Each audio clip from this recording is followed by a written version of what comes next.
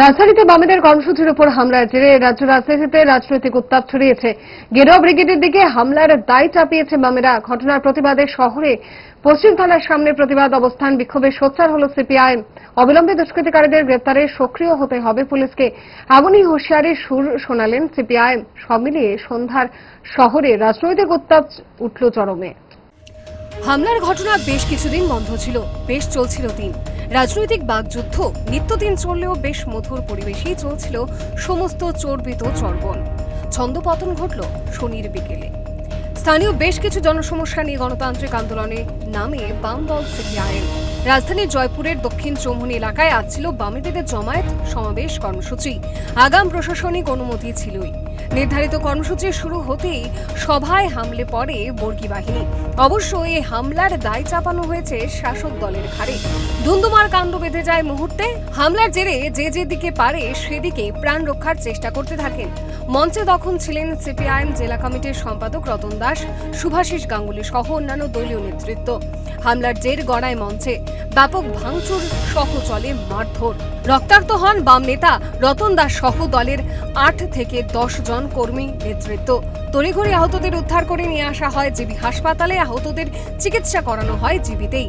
চলুন শুনে নিই এই হামলার ঘটনা কিভাবে ঘটল, কি জানাচ্ছেন আক্রান্ত রক্তাক্ত সিপিআইএম নেতা রতন দাস। দেখুন।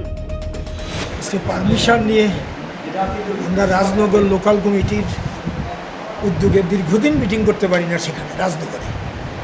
আমাদের সিদ্ধান্ত ছিল স্থানীয় দাবিতে মিটিং করা। সভা যখন চলছিল তখন এলাকার চিহ্নিত দুর্বৃত্তরা এলাকার বাইরে থেকে এনে, রাজনগরের বাইরে থেকে লোক এনে মূলত তারা হামলা করে, শান্তিপূর্ণ মিটিংয়ে আক্রমণ করে এবং অনেককে আহত করে। আমি শুভাশিস গাঙ্গুলি, জয়নাল মিয়া, মানিক ধর, এরকম অনেক নারীরা ছিল, তারা মার খেয়েছে। আমাদের অন্যান্য কমরেডরা মার খেয়েছে। প্রচুর কমরেড আহত হয়েছে। পুলিশের পারমিশন নিয়ে সভা, পুলিশের টিকিট নাগাল আমরা পাইনি। আমরা ফোন করেছি, পুলিশ আসেনি। হামলার দায় শাসকের দিকে চাপিয়ে পুলিশের ভূমিকা নিয়েও সরগরম করলেন বাম নেতা মানিক দে। তার স্পষ্ট অভিযোগ, হামলা সুনিশ্চিত করতে পুলিশের ভূমিকা ছিল অন্যতম। আক্রান্তদের উদ্ধারে এগিয়ে আসেনি পুলিশ। পুলিশের সামনে কি করে ঘটল এই আক্রমণের ঘটনা? প্রশ্ন প্রাক্তন বাম মন্ত্রী মানিক দে। বর্বরোচিত, মানে পুলিশের পারমিশন নিয়েছে, পুলিশের কোনো প্রহরা ছিল না, পরিকল্পিতভাবে এটাকে আক্রমণ করা হয়েছে। এবং আমাদের তো পার্টির লিডারশিপ সবাই আক্রান্ত হয়েছেন এবং এটা মানে প্রকাশ্য কোনো কাজ আমাদের করতে দেবে না। এখানে এমনিতেই সভা সমিতি মিছিল মিটিং করতে দেয় না, তারপর পুলিশের পারমিশন নিয়ে করা হয়েছে। পুলিশের তো দায়িত্ব ছিল তাদেরকে পাহারা দেওয়া বা যাতে কোনো ঘটনা ঘটে, সুযোগ করে দিয়েছে। এই কারণে আক্রমণ সংঘটিত হয়েছে। মোটামুটি কতজন আহত হয়েছে আপনাদের? এখন পর্যন্ত যা খবর 8-10 জনের মতো হবেই। হামলার ঘটনা রেশ মিটতে না মিটতেই ময়দানে প্রতিবাদে গর্জে উঠতে বেশি সময় খরচ করেনি বাম কর্মী সমর্থকেরা। প্রতিবাদ মিছিল নিয়ে রাজপথমুখী হয় বাম কর্মী সমর্থকরা। দুষ্কৃতিকারীদের চিহ্নিত করে তাদের দ্রুত গ্রেপ্তারের দাবি জানিয়ে সুর চড়িয়েছে রাজপথে।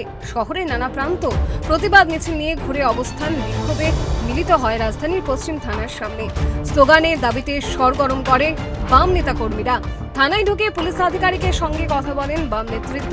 অবিলম্বে গ্রেপ্তার চাই পুলিশকে জানিয়ে এলেন বাম নেতৃত্ব। বাম শ্রমিক নেতা অমল চক্রবর্তীর প্রতিক্রিয়া কি ছিল শোনাবো। কোন জায়গায় আছি আমরা? এটা ত্রিপুরা রাজ্যকে কোন জায়গায় নিয়ে যাওয়ার চেষ্টা হচ্ছে? ত্রিপুরা রাজ্য কি জঙ্গলরাজ, যেটা বলে আমরা এই জঙ্গলরাজের হাতে ছেড়ে দেবেন? আমরা আজকে দেখছেন আপনারা স্বতঃস্ফূর্ত ভাবে আমাদের বন্ধুরা এসছেন। আমরা বিক্ষোভ দেখাচ্ছি থানার সামনে। আমরা আশা করব যারা সুশাসনের গল্প শোনায়, যারা বলছে সুশাসন আছে ত্রিপুরা, তারা আসামিদের গ্রেপ্তার করবে। সমস্ত রামনগরের বিজেপির প্রথম সারির নেতৃত্বরা এই আক্রমণে নেতৃত্ব দিয়েছে। আমরা এফআইআর করার জন্য প্রস্তুতি নিচ্ছি নামধাম দিয়ে। আমরা আপনাদের মধ্য দিয়ে রাজ্যের মানুষের কাছে বিচার চাইছি, স্বরাষ্ট্র দপ্তরের কাছে বিচার চাইছি। এই কোন রাজত্বে আমরা আছি? এই ঘৃণা ধিক্কার জানানোর জন্য আমরা এসেছি। আমরা রাজ্যের মানুষের কাছে আবেদন করব, আর চুপ করে থাকার সুযোগ নেই। রাস্তায় নামবেন মানুষ, রাস্তায় নেমে এই সরকারকে সেখানে শিক্ষা দিতে হবে। আমরা তো ওদের মতো মারপিট করব না। আমরা গণতান্ত্রিক উপায়ে এই সরকারকে মানুষ যাতে শিক্ষা দেয় সেই জনমত তৈরি করার জন্যই রাস্তায় নেমেছি। ঘটনার পরপরই আক্রমণকারী দুষ্কৃতিকারীদের চিহ্নিতকরণে নেমে পড়েছে বামেরা। দুষ্কৃতিকারীদের চিহ্নিত করে থানায় লিখিত অভিযোগ দায়ের করবে সিপিআইএম। এদিন থানার ভেতর বাম নেতৃত্বদের প্রশ্নবাণের মুখে কার্যত নাস্তানাবুদ হতে হয়েছে পুলিশ আধিকারিককে। থানায় ছিলেন বাম নারী নেত্রী কৃষ্ণারক্ষী, তমল চক্রবর্তী, প্রাক্তন বাম সাংসদ শঙ্কর প্রসাদ দত্ত সহ অন্যান্য বাম নেতৃত্বরা। এখন দেখার বিষয় ঘটনার পরিপ্রেক্ষিতে বামেদের তোলা গ্রেপ্তারের দাবিকে কিভাবে সমাধান করে পুলিশ, ঠিক কতটা সদর্থক ভূমিকা নিতে পারে আরক্ষা প্রশাসনের কর্তা ব্যক্তিরা। Bureau report, Times 24 network. রাজধানী জয়পুরে বাম কর্মসূচিতে হামলার ঘটনায় পাল্টা মামলা করা হলো বিজেপির তরফ থেকে। আজ রাতে এ নিয়ে বামেদের বিরুদ্ধে পাল্টা হামলার অভিযোগ আনা হয়েছে। বাম নেতা রতন দাস সহ বেশ কয়েকজন নেতৃত্বের বিরুদ্ধে থানায় পাল্টা লিখিত অভিযোগ জানানো হয়েছে। কি জানাচ্ছেন বিজেপি নেতা, শুনুন।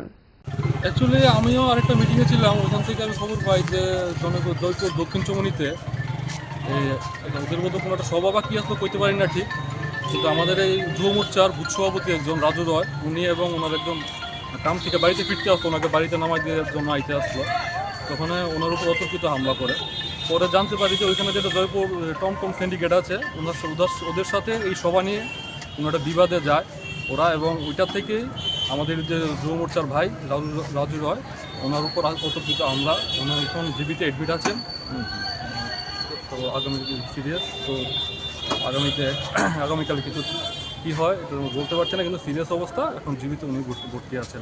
তারই প্রতিবাদে এলাকাবাসীরা সব মায়েরা বোনেরা মিলে আজকে ওনাদের নামে যারা এই রতন, আমাদের যে এক্স এমএলএ রামনগরে সিপিআইএমের রতন দাস, সুভাষিস গাঙ্গুলি এবং এক্স কর্পোরেটর প্রাক্তন কর্পোরেটর সুভাষ দাস, ওনাদের নেতৃত্বে এই আজকের এই অতর্কিত হামলা আমরা তীব্র প্রতিবাদ জানাই এবং আইনের মাধ্যমে ওদের যাতে শাস্তি হয় তারই আশা রেখে আমরা পশ্চিম থানায় এসপি সাহেবের কাছে কমপ্লেন জানাই এবং এফআইআর দিয়ে দেয়। জুড়ে থাকে বাঁধন আপনার চেয়েও আপন, জুড়ে থাকে বাঁধন আপনার চেয়েও আপন।